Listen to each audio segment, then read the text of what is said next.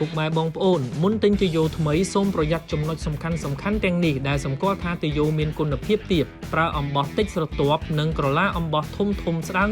ប្រើជ័រច្រើនហើយក្រាស់សាច់ទុយោរឹងហើយធ្ងន់ទុយោបាញ់ថ្នាំគុណភាពខ្ពស់មកអង្គរ៉ាជាផលិតផលដែលមានគុណភាពខ្ពស់និងមានការគាំទ្រយ៉ាងច្រើនពីសំណាក់អ្នកប្រើប្រាស់និងដេប៉ូទូទាំងប្រទេសជាមួយលក្ខណៈពិសេសដូចជាផលិតពីជ័រថ្មី 100% និងសរសៃអំបោះធំត្បាញក្រាស់ក្បាលនិងច្រើនស្រទាប់មិនងាយបែកមិនងាយផ្ទុះទោះបីរងសម្ពាធទឹកខ្ពស់ក៏ដោយក្បាលគៀបធំដែកក្រាស់ជាប់ជាមួយក្បាលគៀបដែករឹងមាំមិនងាយខូចឬលេចធ្លាយទន់ស្វិតស្រាលមិនរីកងាយស្រួលបត់បែនមិនញាឬរីកទំហំពេលប្រើយូរធន់នឹងសារធាតុជីថ្នាំកសិកម្មនិងកម្ដៅព្រះអាទិត្យជាមួយការរចនាឡើងដើម្បីទ្រាំទ្រនឹងកម្ដៅថ្ងៃខ្លាំងនិងសារធាតុជីថ្នាំកសិកម្មផ្សេងធ្វើឲ្យទុយោប្រើប្រាស់បានយូរអង្វែងទុយោម៉ាកអង្គរ៉ាសញ្ញារូបតោជាសម្គាល់ដែលអាចជ្រើសរើសប្រវែងបានចាប់ពី50 ម៉ែត្រដល់100 ម៉ែត្រស័ក្តិសមសម្រាប់ការប្រើប្រាស់ក្នុងចម្ការធំនិងសម្រាប់បាញ់លាងឡានម៉ូតូនិងឧបករណ៍ផ្សេងឬប្រើសម្រាប់បាញ់ខ្យល់ជាដើមលោកអ្នក